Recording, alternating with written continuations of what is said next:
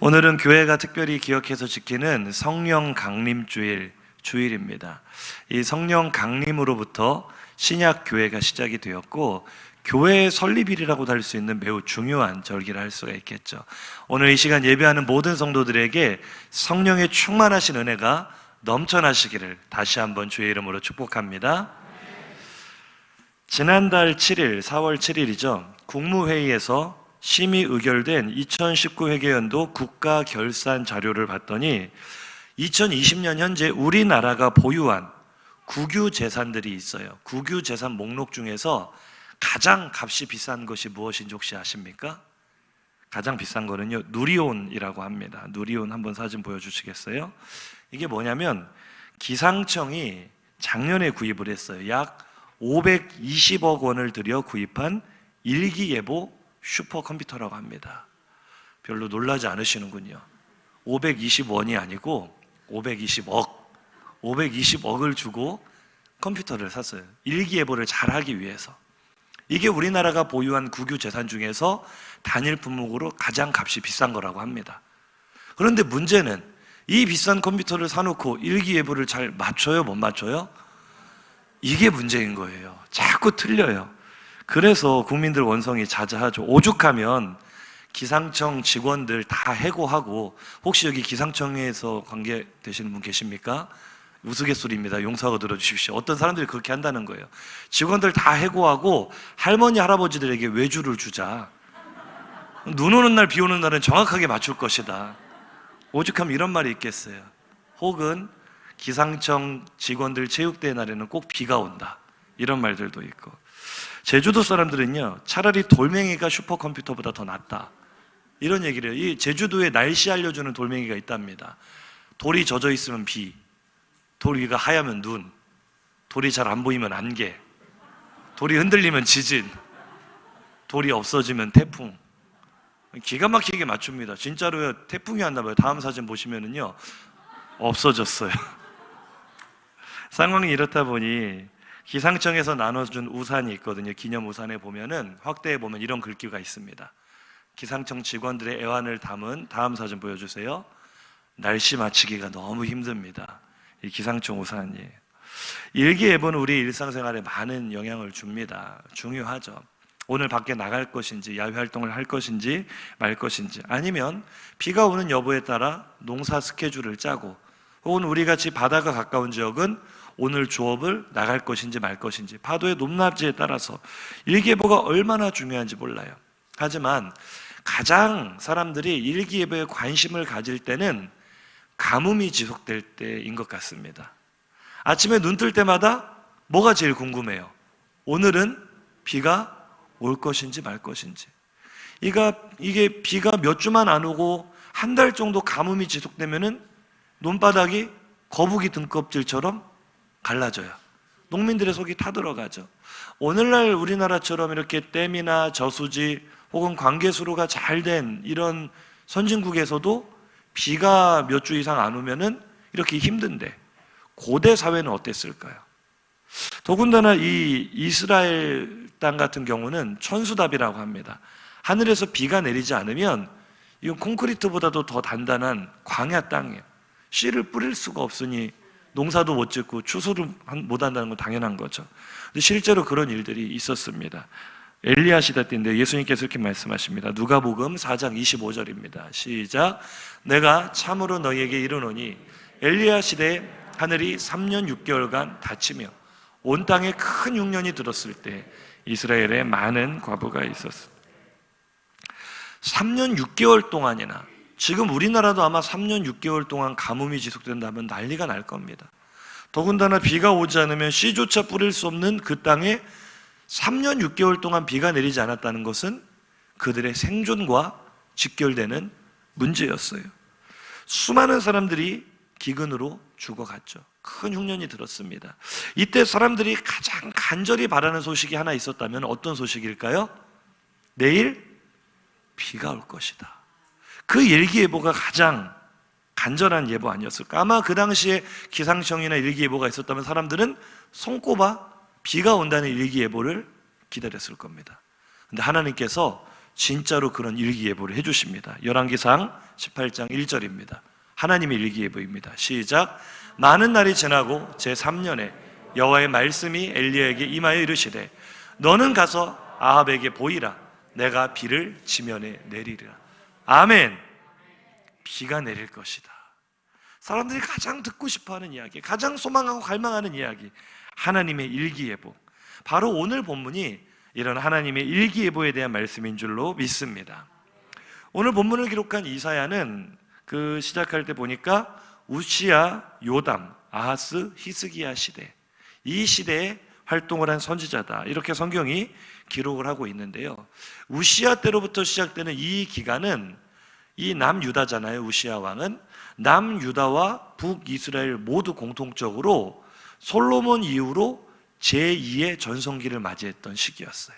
그리고 그 시기가 지나고 이제 쇠퇴기를 맞이하는 대변혁의 시대였습니다.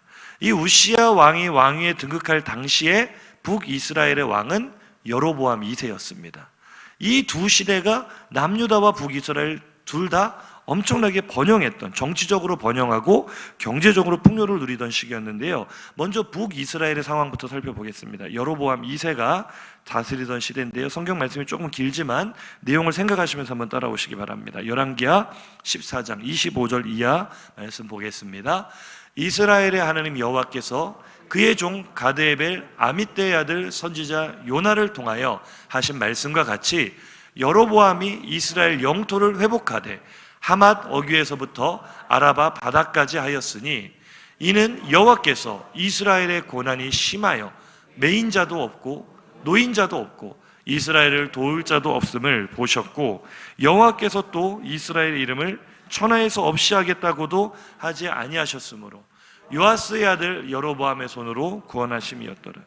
여로보암의 남은 사적과 쌓은 업적과 다메섹을 회복한 일과 이전에 유다에 속하였던 하맛을 이스라엘에 돌린 일은 이스라엘 왕 역대 지략에 기록되지 아니하였느냐. 아멘. 여기서 나오는 여로보암은 그 솔로몬의 신하 여로보암이 아니고, 그러니까 북이스라엘의 초대 왕 여로보암이 아니고 후대 그와 똑같은 이름을 가졌던 여로보암 2세에 대한 말씀인데, 그는 이 북이스라엘의 영토를 많이 잃어버렸어요. 다윗과 솔로몬 당시에 영토를 많이 잃어버렸던 것을 여로보암 2세 때에 이르러서 거의 다 회복을 합니다. 굉장히 강력한 군주였어요. 그러다 보니 자연스럽게 국방력이 강화되고 경제력이 풍성해졌겠죠. 경제적으로 굉장히 풍요로웠어요. 그런데 이 여로보암의 능력으로 이런 회복이 있었다라고 말하지 않고 조금 전에 봤던 이 앞에 말씀 한번 보시겠어요? 굉장히 중요한 이 앞에 말씀이요. 굉장히 중요합니다. 이 앞에 말씀. 네. 이는 여호와께서 이스라엘의 고난이 심하여 매인자도 없고 노인자도 없고 이스라엘을 도울 자도 없음을 보셨고, 이 팔레스타인 지역을 차지한 이스라엘은 주변이 다 강대국입니다. 위로는 아수르, 바벨론 이런 나라들이 있죠. 아래로는 애굽 같은 나라가 있죠. 그 강대국으로 둘러싸여서 굉장히 작고 연약한 나라, 이런 나라가 영토를 회복한다는 것은 사실상 불가능한 이야기인데 어떻게 여로보암 때 그런 놀라운 풍요로움과 번영이 있었습니까? 이스라엘에 가련한 것을 하나님께서 돌아보셨다는 거예요. 그들을 도울 자가 없는 것을 보시고 하나님께서 여로보암의 손을 통하여 그들을 구원하셨더라. 하나님의 능력인 줄로 믿습니다. 성경은 이 점을 분명히 밝히고 있어요. 여로보암 2세가 뛰어났기 때문이다 말하지 않고 하나님이 그의 손을 들어서 사용하셨다. 하나님이 이스라엘을 도우셨다. 이 도우시는 역사가 오늘 우리에게도 있기를 주님의 이름으로 축복합니다. 한편 동시대에 남유다의 왕이 된 사람은 조금 전에 살펴봤던 우시야 왕. 불과 16살의 나이에 왕위에 올랐습니다. 그런 유다의 상황은 어땠을까요? 이번에는 우시야 이야기, 남유다의 상황을 보겠습니다. 역대하 26장 6절 이하 말씀입니다. 함께 읽죠. 우시야가 나가서 블레셋 사람들과 싸우고 가드 성벽과 아브네 성벽과 아스돗 성벽을 헐고 아스돗 땅과 블레셋 사람들 가운데 성읍들을 건축하매 하나님이 그를 도우사 블레셋 사람들과 구르바알에 거주하는 아라비아 사람들과 마온 사람들을 치게 하신지라. 암몬 사람들이 우시야에게 조공을 바치매 우시야가 매우 강성하여 이름이 애굽 병방까지 퍼졌더라. 우시아가 예루살렘에서 성 모퉁이 문과 골짜기 문과 성구비에 망대를 세워 견고하게 하고, 또 광야에 망대를 세우고 물 웅덩이를 많이 파고 고원과 평지에 가축을 많이 길렀으며, 또 여러 산과 좋은 밭에 농부와 포도원을 다스리는 자들을 두었으니 농사를 좋아함이었더라. 우시아에게 또 싸우는 군사가 있으니 그의 이름이 멀리 퍼짐은 기이한 도우심을 얻어 강성하여 짐이었더라. 아멘. 우시아는요, 불과 16세의 소년에 불과한 나이에 왕위에 올랐지만 북이스라엘의 여로보암 2세 못지않은 강력한 군주였습니다. 그는요, 나가서 전쟁할 때마다 항상 이겼습니다. 블레셋 땅을 거의 다 쳐서 무너뜨리고 그들의 성읍을 불태우고 자신의 성읍, 유다 성읍을 세울 정도로 강력했어요. 어느 정도로 강력했느냐? 이스라엘 역사상 유다 역사를 통틀어 외국으로부터 조공을 받는 역사는 거의 없었습니다. 솔로몬 시대에나 가능했던 일들을 우시아가 다시 한 거예요.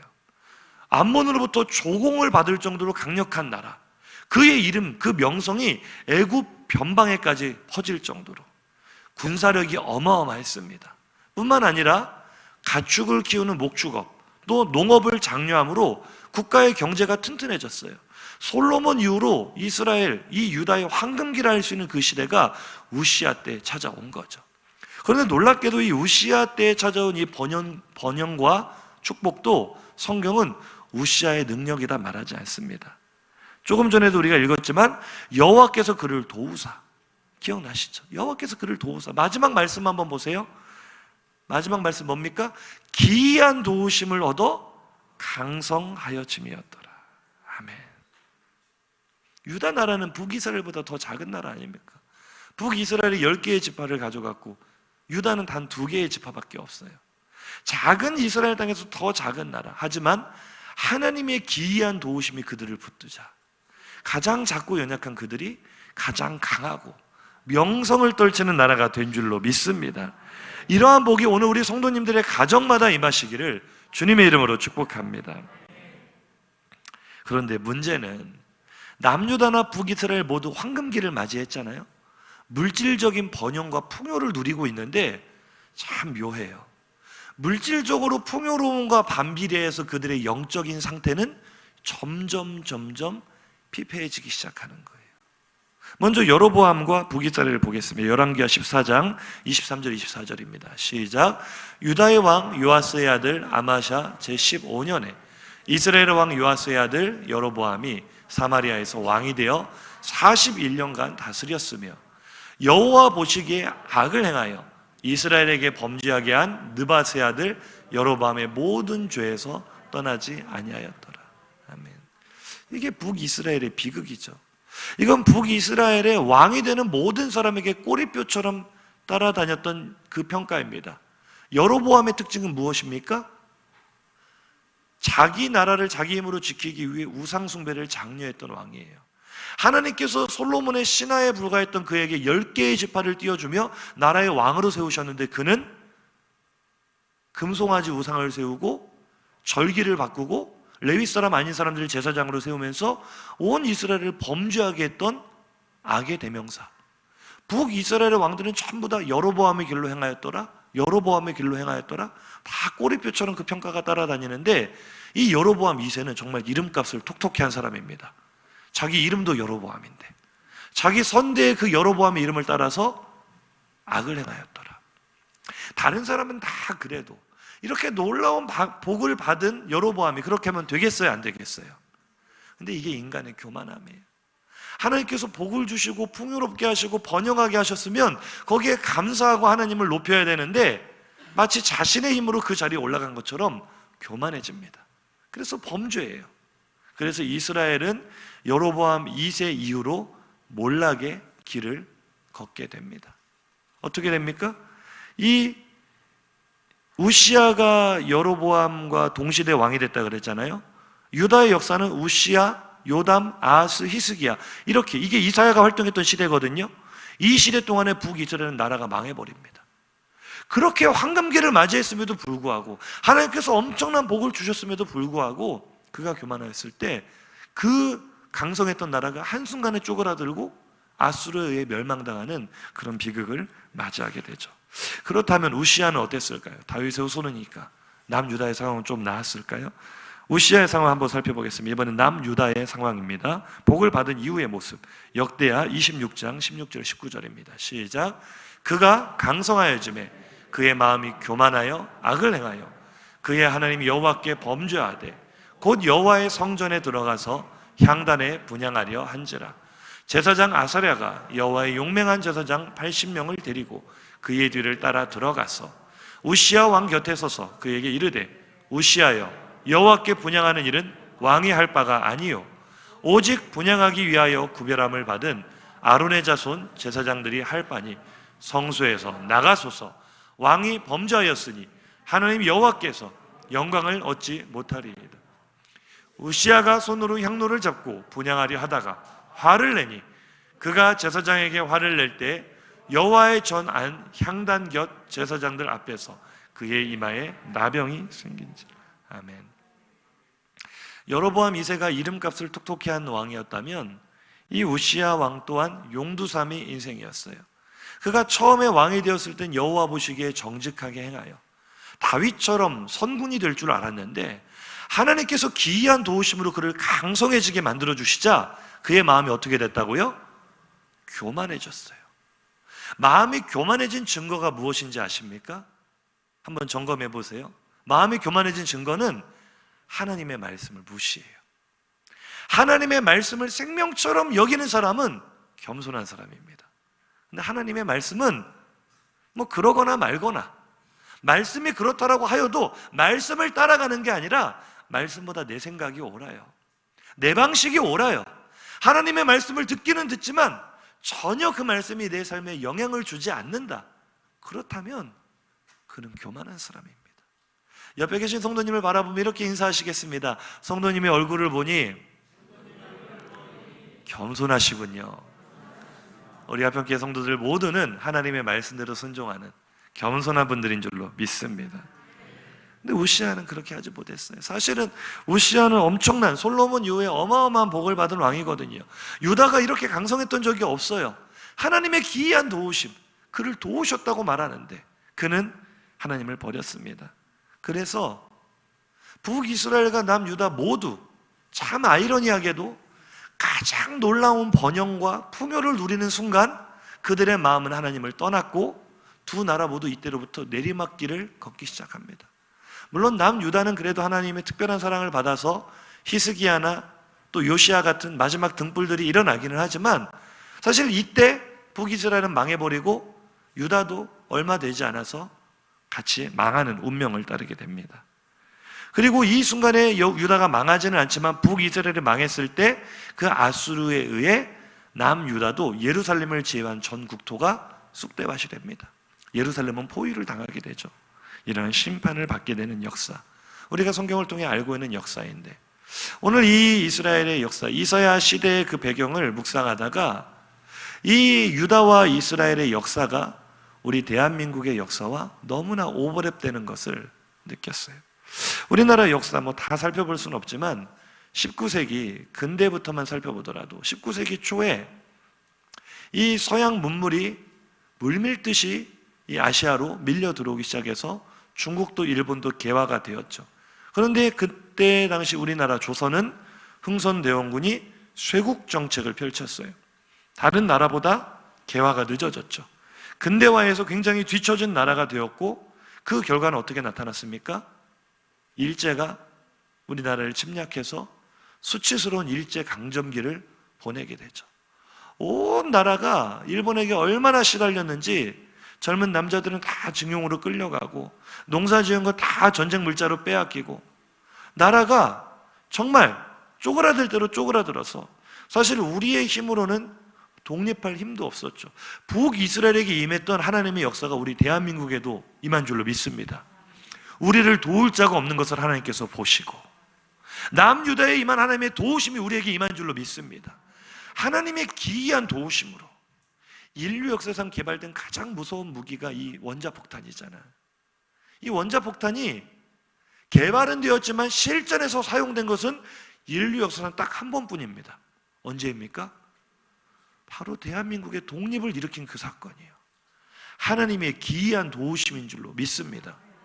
우리는 그런 걸 개발할 능력도 없고, 우리는 일본을 칠 힘도 없었는데 하나님께서 아무도 도울 자가 없는 이 대한민국을 불쌍히 여기시고 일본으로부터 자유를 주시기 위해, 독립을 주시기 위해 기이한 도우심으로 이 나라에 광복을 주신 줄로 믿습니다. 그런데 기쁨도 잠시뿐.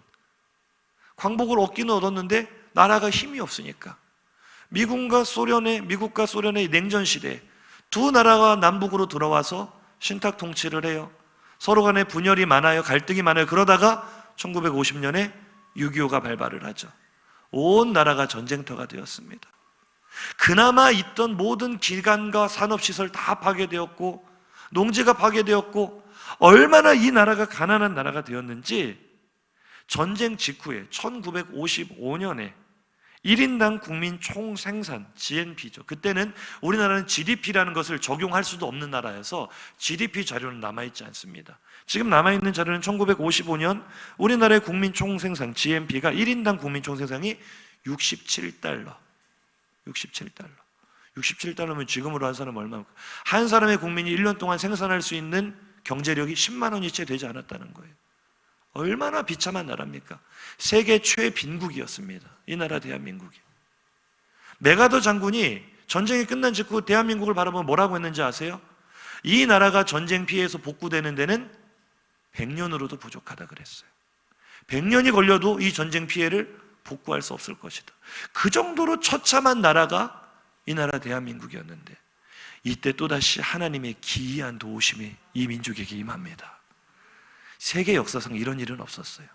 불과 50년이 못 되어서 한강의 기적이라 말하는 그 눈부신 발전과 번영의 그 기적을 우리 민족이 체험한 줄로 믿습니다. 어떤 사람들은 대한민국 국민들이 머리가 좋고 부지런하고 근면성실해서 이런 일들이 일어났다. 그럼 지난 5,000년 동안은 게을렀습니까 우리가? 5,000년 동안 우리가 낭비하는 민족이었어요?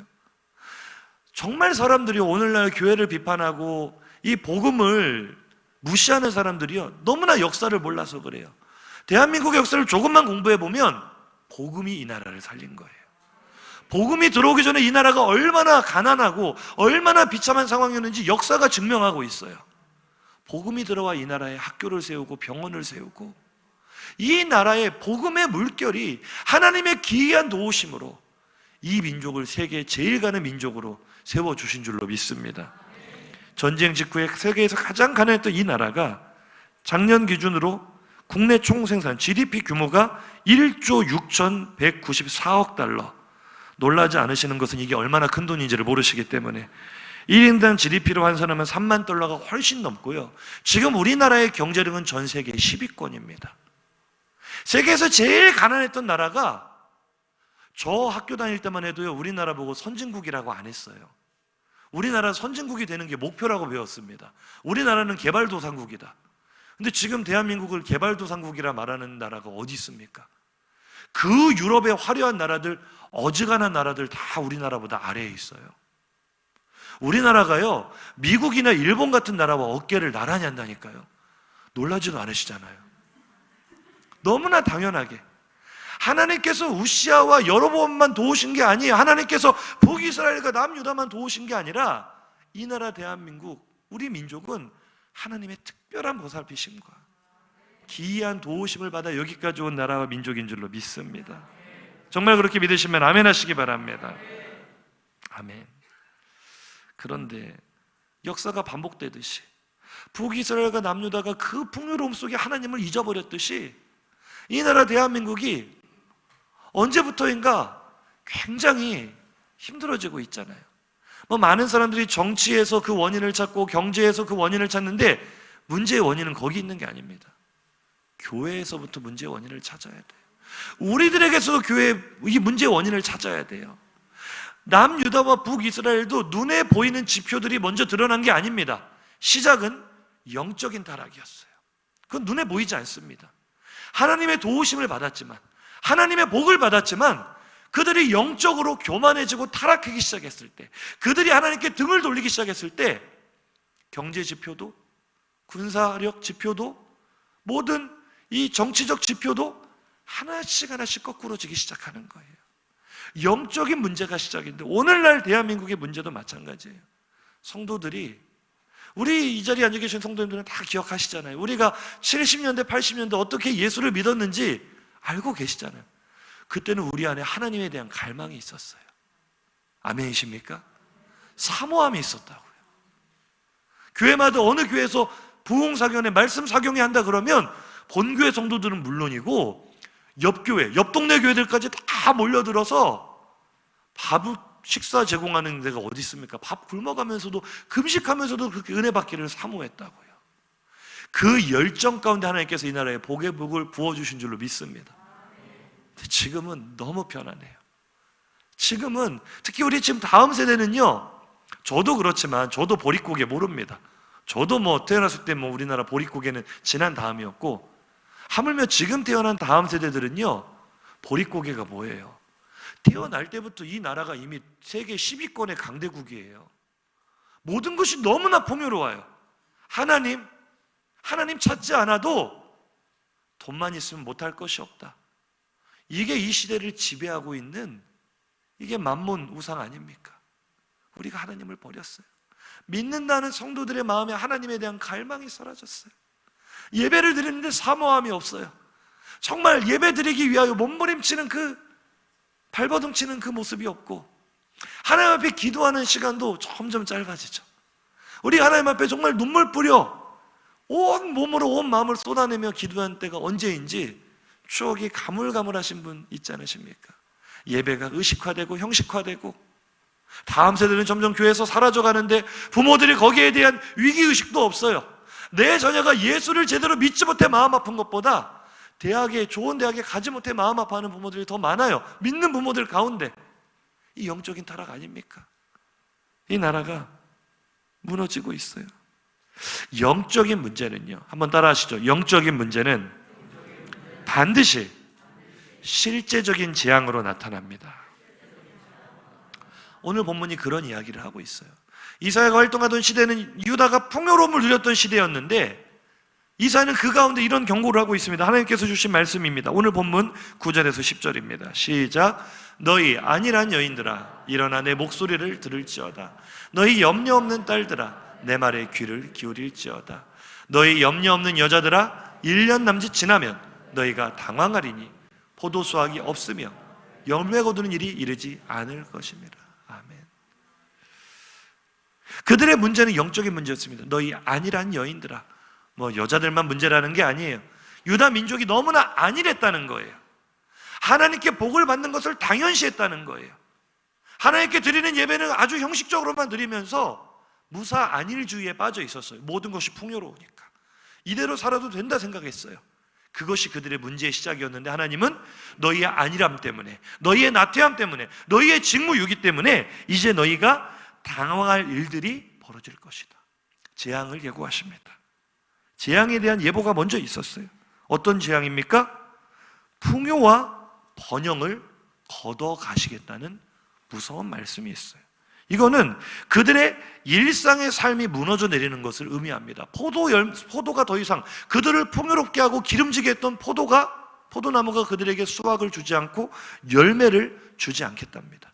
그들이 자랑하고 오늘 누리고 있었던 물질적 번영이 사라질 것이라는 경고의 말씀입니다. 이어서 11절 12절입니다. 시작. 너희 안일한 여자들아 떨지어다. 너희 염려 없는 자들아 당황할지어다. 옷을 벗어 몸을 드러내고 배로 허리를 동일지어다. 그들은 좋은 밭으로 인하여 열매 맺는 많은 포도나무로 인하여 가슴을 치게 될 것이니라. 아멘. 그들은 두려워 떨 것이라고 말씀하십니다. 당황하고 마치 죽은 사람을 애곡하듯이 베옷을 입고 통곡할 거라고 말씀하십니다. 가슴을 칠 거라고 합니다. 이전에 좋은 밭, 열매 많은 포도나무를 추억하며 가슴을 치며 괴로워할 것이라고. 왜요? 이제 두 번 다시는 그것들이 나를 풍요롭게 해주지 않기 때문에, 두 번 다시는 좋은 밭으로, 두 번 다시는 아름다운 포도나무의 상태로 돌아갈 수 없다는 현실 때문에 그들은 가슴을 치며 아파할 거라고 말씀하십니다. 13절 14절입니다. 시작. 내 백성의 땅에 가시와 찔레가 나며 희락의 성읍 기뻐하는 모든 집의 날이니 대저 궁정이 회한받으며 인구 많던 성읍이 적막하며 오벨과 망대가 영원히 구렬이 되며 들나귀가 즐기는 곳과 양떼의 초장이 되려니. 아멘. 왜 두 번 다시는 이전의 삶으로 돌아갈 수 없습니까? 가시와 찔레 때문이라고 성경은 말하고 있습니다. 이 가시와 찔레가 얼마나 무서운 재앙인지 보세요. 궁전, 왕이 거하는 왕궁이 아무 쓸모가 없을 것이다. 아무 힘이 없이 무기력하게 폐쇄될 것이다. 그 다음 사람들이 많이 살던 그 성읍이 이제는 사람들이 하나도 없어서 적막감만 맴돌 것이다. 그 다음 오벨은요, 이 예루살렘 성전과 다윗성 사이에 있었던 언덕, 그러니까 성전을 의미하는 은유적인 표현이거든요. 오벨, 성전조차도 황폐하게, 짐승들이나 다니면서 풀을 먹는 황폐한 곳이 될 것이다. 저는 이 말씀을 묵상하는데 하나님께서 이사야를 통해 말씀하신 이 무서운 재앙에 대한 예보가 오늘 우리에게 그대로 이루어졌다는 생각이 드는 거예요. 우리의 역사가 지금 남유다와 북이스라엘을 그대로 따라갔잖아요. 재앙도 그대로 오는 거예요. 우리에게 온 가시와 찔레가 무엇입니까? 어느 날 갑자기 남유다의 가시와 찔레가 돋아나서 그들의 땅을 황폐하게 만든 것처럼 이 가시와 찔레는 유다에게는 아수르 민족을 의미하는 거거든요. 지금 예루살렘을 포위하게 될 그 아수르 민족을 의미하는 건데 우리에게 다가온 가시와 찔레는 코로나 바이러스 아닙니까? 코로나 바이러스 앞에 청와대도 백악관도 아무 힘이 없어요. 이것을 제어할 능력이 없어요.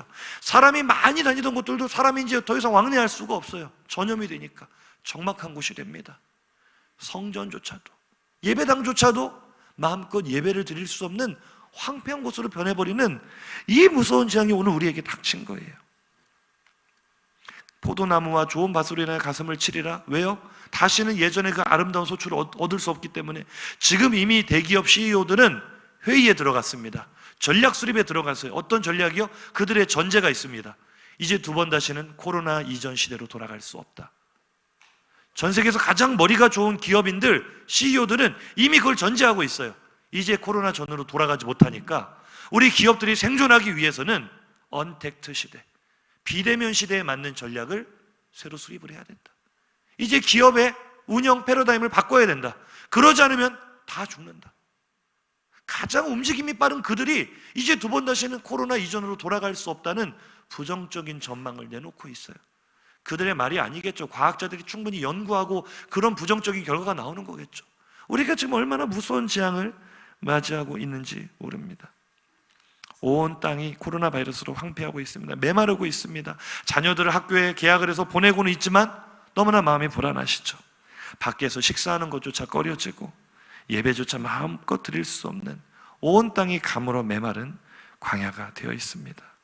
지금 전 인류는 지금까지 우리가 경험한 모든 경험이나 지식이나 물질이나 어떠한 인맥이나 어떠한 과학으로도 해결할 수 없는 철저한 무능력과 무기력을 경험하고 있습니다.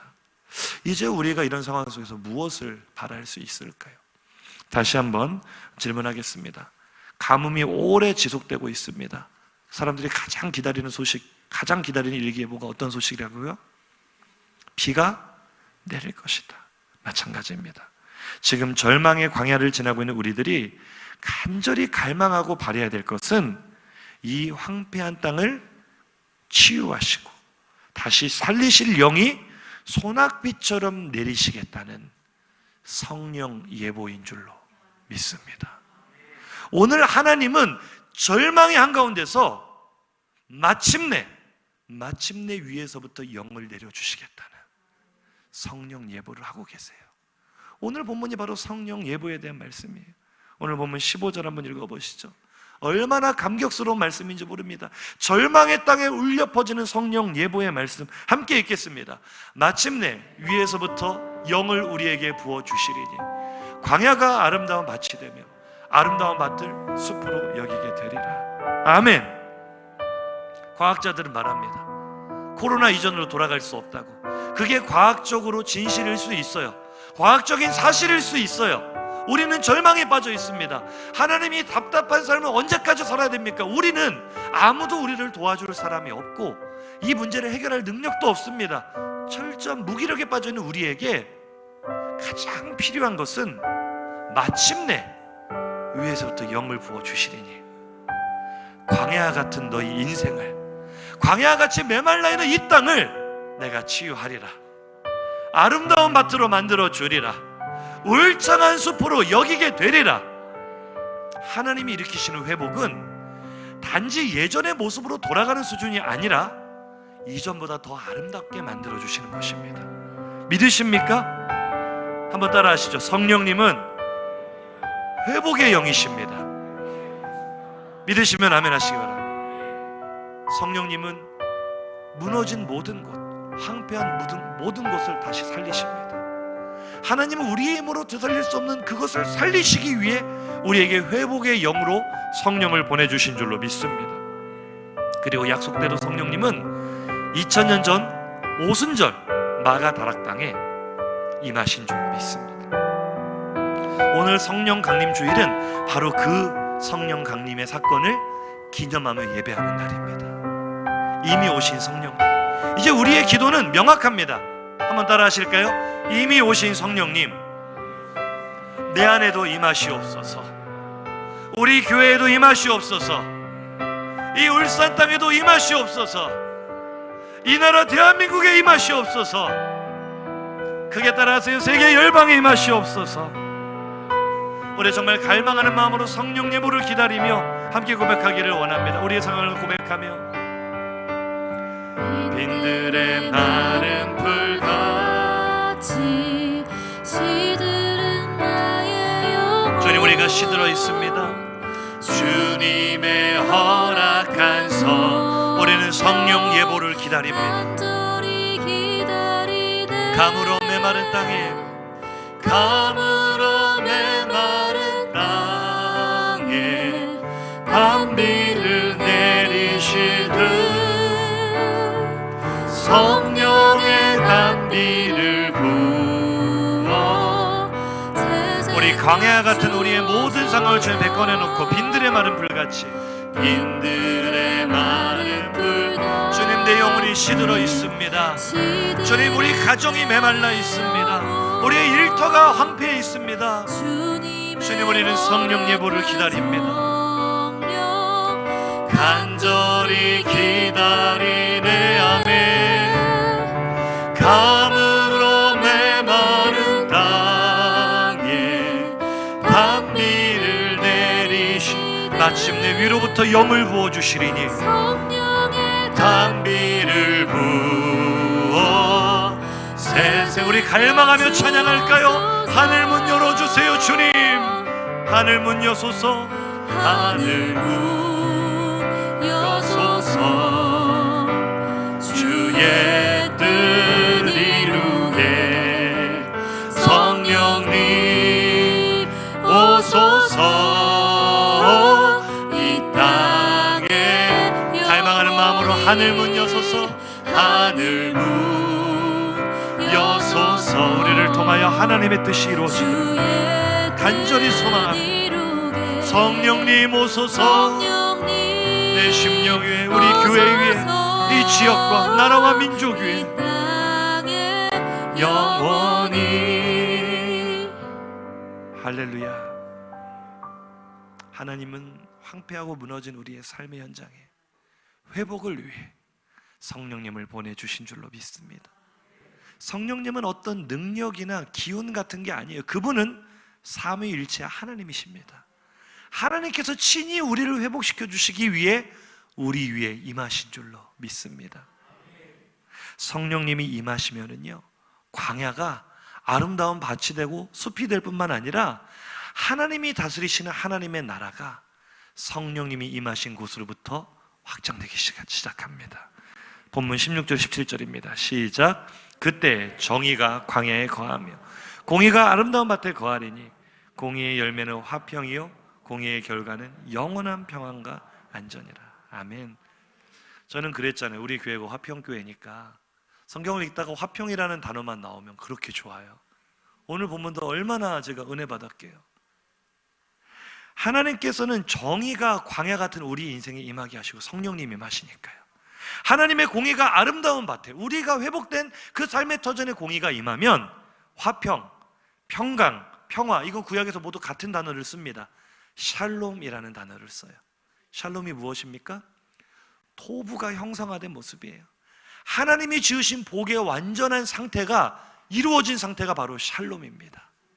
다시 말해 우리의 진짜 행복이 회복된다는 거죠.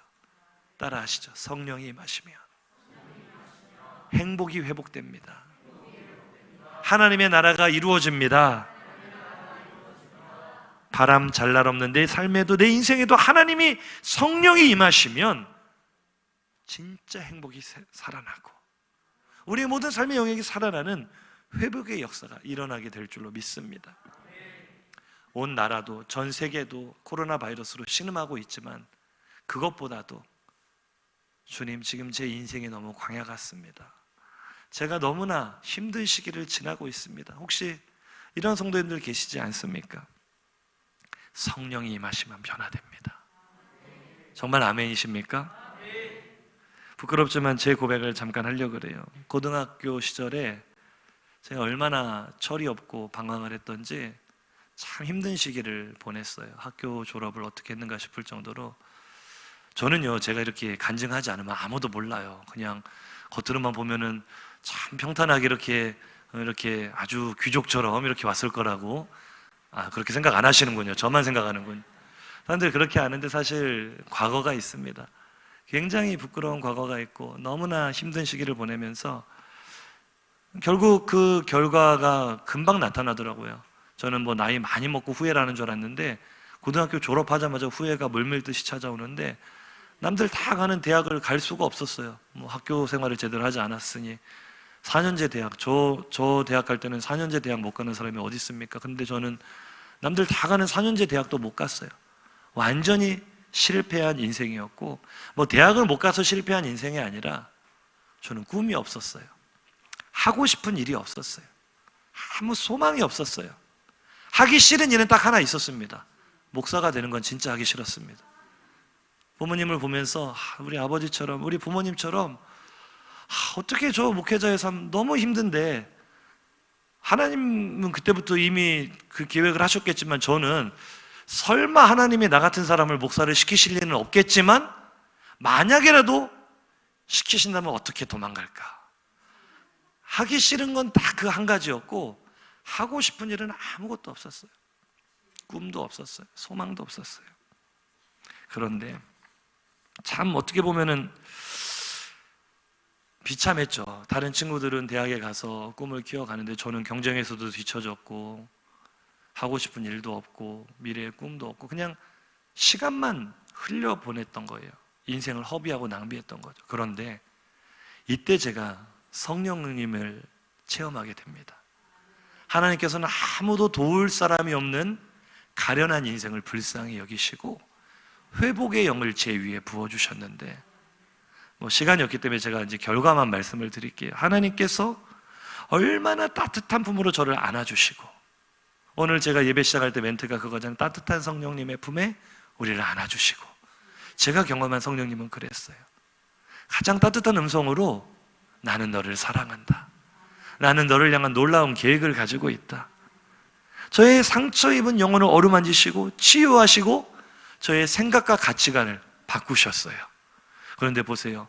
부족하지만 저의 이 보잘것없는 인생에 얼마나 놀라운 회복이 일어났습니까? 대학도 못 갔던 제가 다시 하나님께서 공부할 수 있는 지혜를 주셔서 대학에 들어갑니다. 들어가기 어려운 그런 과에 들어가서 공부를 열심히 하고, 그 대학 생활을 하는 동안 하나님께서 서서히 제 마음을 제가 하기 싫은 거 한 가지가 뭐라 그랬죠? 근데 지금 제가 하고 있잖아요. 그 대학 생활 동안에 저는 어거스틴처럼 루터처럼 한순간에 이렇게 바꾸신 게 아니라 가랑비에 옷이 젖듯이 성령께서 날마다 제 안에 말씀하시고 날마다 제 안에 꿈을 주시고 제 안에 열정을 주시고 서서히 생각을 바꾸어 가시는 거예요. 그래서 대학을 졸업할 때쯤에는 임용고시를 볼 게 아니라 신학교에 가야 되겠다 생각을 바꾸어 주세요. 성도님들은 그냥 남의 인생이니까 시큰둥하게 들으시지만 이건 기적입니다. 기적. 죽은 사람이 살아나는 게 기적이 아니고, 바다가 갈라지는 게 기적이 아니고, 제가 목사가 되겠다고 스스로 결단한 게 기적 중에 기적이에요. 있을 수 없는 일이 일어나서, 또 그 당시에 이 총신대학교 신학대학원 들어가기가 얼마나 어렵습니까? 재수 삼수는 기본이고 이 고시촌이 생길 정도로 그 저는 너무 힘들더라고요. 성경을 그냥 낱장을 뜯어 먹듯이 공부를 하는데 제가 오죽 괴로웠으면 하나님 합격만 시켜주시면 저 이렇게 공부로 성경 읽는 거 너무 힘듭니다. 은혜로 성경을 읽고 싶습니다. 합격만 시켜주시면 성경 열심히 읽을게요 라고 해놓고 합격하니까 또 안 읽어요. 이 사람이 이렇게 교만하다니까요. 우시아가 다른 데 있는 게 아니라 이 사람이 바로 우시아예요. 이 사람이요, 하나님께 복을 받으면 감사해야 되는데 안 해요. 교만해져요. 어쨌거나 하나님께서 그 복을 주셔서 신학대학원에 들어갔죠. 사역지를 주셨어요. 부족한데 저를 전도사 때부터 강사로 세워주시고 목회할 수 있는 여러 가지 사역의 바운드를 넓혀주시고 또 큰 교회에 가서 사역을 배울 수 있는 기회도 주시고, 아멘도 안 하시고, 신실하고 충성스러운 제자들도 주셨어요. 제가 엊그제 기도하다가 피식 웃음이 나더라고요. 지금 울산으로 지금 목포에서 건너온 청년들이 몇 명인 줄 아십니까? 거의 우리 청년부의 지금 절반 정도가 되고 있어요. 청년부가 모이면 요즘 그런 얘기를 한답니다. 우리가 울산 사랑의 교회냐, 목포 화평교회냐. 그런데요, 저 진짜로 하나님과 사람들 앞에서 말하지만 단 한 명도 제가 와달라고 사정하거나 부탁한 친구는 아무도 없습니다. 어떻게 오라 그래요? 목포에서 울산이 어딘데. 근데 자기들이 그냥 온 거예요. 오라고 안 했는데. 하나님께서 주신 선물인 줄로 믿습니다. 얼마나 이 풍성한 회복이 일어나는지 한번 보세요. 제 별명은 거북인데요, 누구보다 빠르게 결혼을 하고 26살에 결혼을 했으니까요. 누구보다 빠르게 담임 목회를 시작을 하고 36살에 담임 목회를 시작을 했으니까. 한번 보세요. 불과 10여 년 전, 10년 조금 넘는 기간 그 전에 완전히 무너졌던 인생, 꿈도 없고 소망도 없고 무가치한 일만 하던 그런 인생을 성령께서 어떻게 회복시키시는지 한번 보세요. 여러분 앞에 서 있는 제가 회복의 영이신 성령의 역사를 증명하는 증거인 줄로 믿습니다. 제 인생은요, 제 실력으로 능력으로 지금까지 이룬 것은 아무것도 없습니다. 제 인생은 성령님의 역사가 아니면 해석이 안 되는 그런 인생을 살아왔어요. 성도님들은 어떠실 것 같으세요?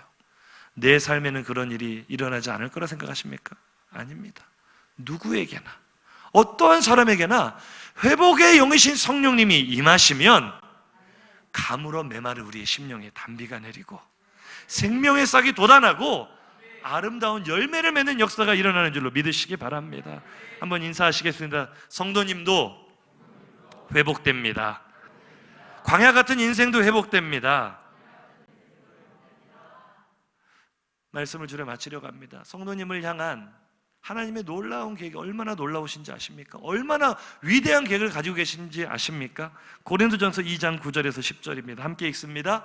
기록된 바 하나님이 자기를 사랑하는 자들을 위하여 예비하신 모든 것은 눈으로 보지 못하고 귀로 듣지 못하고 사람의 마음으로 생각하지도 못하였다함과 같으니라.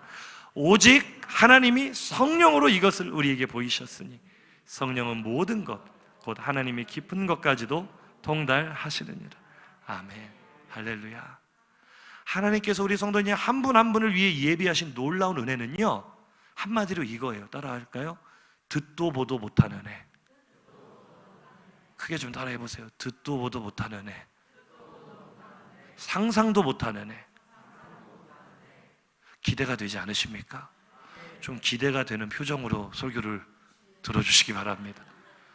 제 인생에만 이런 반전이 일어난 게 아니고요, 어떠한 개인이든 어떠한 가정이든 어떠한 교회든 어떠한 지역이든 나라든 민족이든 회복의 영이신 성령님이 임하시기만 하면 그 앞에 펼쳐질 미래는 상상하지도 못할, 본 적도 없고 들은 적도 없고 상상도 못할 은혜가 예배된 줄로 믿습니다. 오늘 우리 장로님이 기도하셨는데 하박국 선지자가 오늘 새벽 본문이거든요. 무화과 나무 잎이 마르고 포도 열매가 없고 감람 나무에 소출이 없어도 논밭에 곡식이 없고 우리의 양떼가 없고 외양간에 송아지가 없어도 아무것도 없어요. 아무것도. 현실은 코로나 바이러스 똑같아요. 그런데 그는 여호와로 인하여 기뻐하고 즐거워하리로다. 왜요? 그는 이미 봤거든요. 내가 주께 대한 소문을 듣고 놀랐나이다. 주는 주애를 이 수년 내에 부응케 하옵소서. 이 말이 뭔지 아세요? 보이지 않던 들리지 않던 미래를 미리 본 거예요. 이야, 하나님이 이 유다 민족을 위해 예비하신 놀라운 복은 상상을 초월하는구나. 지금 우리의 현실이 광야라고 해서, 지금 우리 현실이 코로나 바이러스라고 해서 우리가 좌절하고 낭망할 때가 아니구나. 하나님의 그 놀라운 비전의 역사. 그런데 그 놀라운 회복은요, 좀 전에 봤던 말씀 띄워보세요. 오직 하나님의 성령으로 이것을 우리에게 보이셨으니. 아멘. 듣지도 보지도 상상하지도 못했던 그 놀라운 은혜는 성령을 통해서만 우리에게 나타나게 됩니다. 성령의 영이신, 회복의 영이신 성령을 사모하시기 바랍니다. 말씀을 줄여 마치겠습니다. 반주를 시작해 주시고요. 우리는 지금 코로나 바이러스로 황폐한 땅을 살아가고 있습니다. 광야처럼 메마르고 가물어 메마른 시대를 살아갑니다. 어쩌면 우리의 심령부터가 은혜에 대한 갈망, 하나님에 대한 갈망, 은혜의 물줄기를 잃어버리고 메말라 있을지도 모르겠습니다. 하지만 오늘 우리가 정말 이 결단의 찬양하실 때 우리 성도들 모두가 크게 부르셨으면 좋겠어요. 사모하는 마음으로. 하나님, 회복의 영이신 성령이 임하시면 모든 것이 회복된다는데 가물어 메마른 내 심령에도 임하소서. 가물어 메마른 우리 교회도 임하소서. 함께 고백합니다.